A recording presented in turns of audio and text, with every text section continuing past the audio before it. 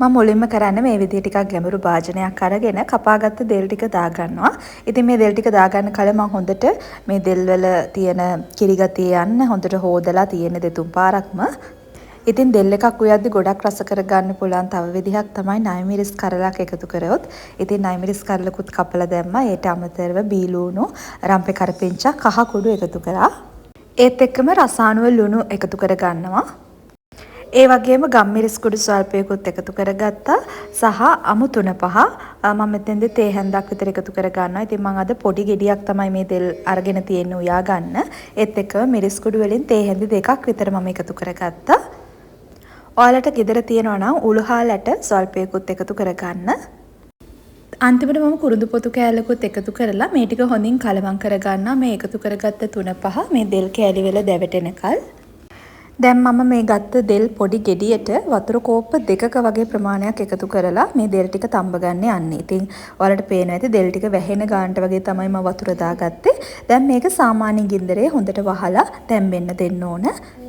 ඉතින් මේ තියෙන තැම්බෙන අතරතුර ඔයාලට පේන විදිහ ඉතින් ඒ එකතු කරගත්ත වතුර ටික හින්දෙන කල්ම දෙල් ටික හොඳට තඹ ගන්න ඕනේ. ඉතින් වතුර ටික හින්දෙද්දි දෙල් ටිකත් හොඳට තැම්බිලා තිබ්බා. ඊට පස්සේ මම හොඳට උකු පොල් කිරි කෝප්ප 1ක් විතර එකතු කරගෙන දැන් ආපහු මේක කලවම් කරලා තව චුට්ට වෙලාවක් තඹ ගන්න යන්නේ. කිරි ටික සාමාන්‍ය ප්‍රමාණයට හින්දෙන කල්. ඉතින් කිරි ටික එකතු කරගත්තට පස්සේ කොයිම වෙලාවකවත් එතනින් යන්න එපා. විටින් විට මේක ඇර ඇර හැඳි ගන්න ඕන. නැත්තම් කිරි ටික කැටි ගහෙන්න පුළුවන්. දැන් තව ටිකක් කිරි ටික හිඳුනහම මම මේකෙන් ලිප ඕෆ් කරගන්නවා. ඉතින් අද මේ දෙල් එකත් එක්ක කන්න හස්බන්ඩ් ඕනිකව පෝක් එකක් හදලා ඉතින් ඒකත් හැදෙන ගමන් තියෙන්නේ.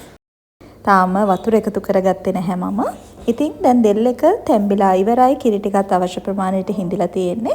ඉතින් මේ විදිහට පෑන් එකක් අරගෙන දැන් මම ටෙම්පරාදුවක් දාගන්න යන්නේ. ඒකට තෙල් චුට්ටක් එකතු කරලා අබ එකතු කරලා ඒ ටික පිපිරෙනකල් තිබ්බා.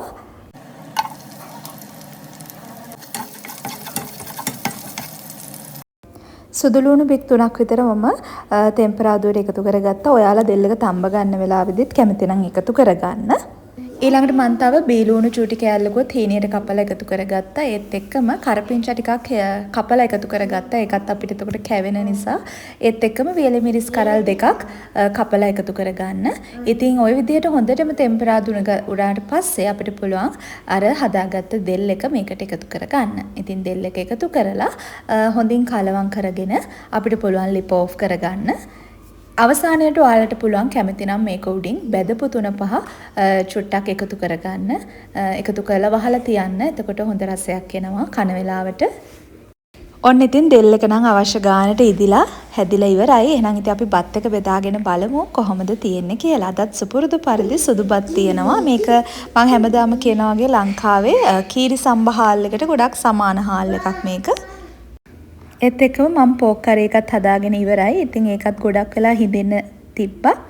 ඉතින් මම පෝක් හදපු පළවෙනි පාර තමයි මේ. ඉතින් පළවෙනි පාර හැදුවත් ඒක ගොඩක් රසට තිබ්බා කියලා හස්බන්ඩ් කිව්වා. මොකද මම මීට කලින් පෝක් කාලත් නැහැ, උයලත් නැහැ. ඉතින් දෙල් එකත් ගොඩක් රසට තිබ්බා. මේකත් එක ගොඩක් හොඳට ගැලපුණා. ඉතින් ඔයාලත් මේ විදිහට දෙල් උයලා නැත්තම් අනිවාර්යෙන් හදලා බලන්න. ඔයාලා හැමෝටම සුබ දවසක්.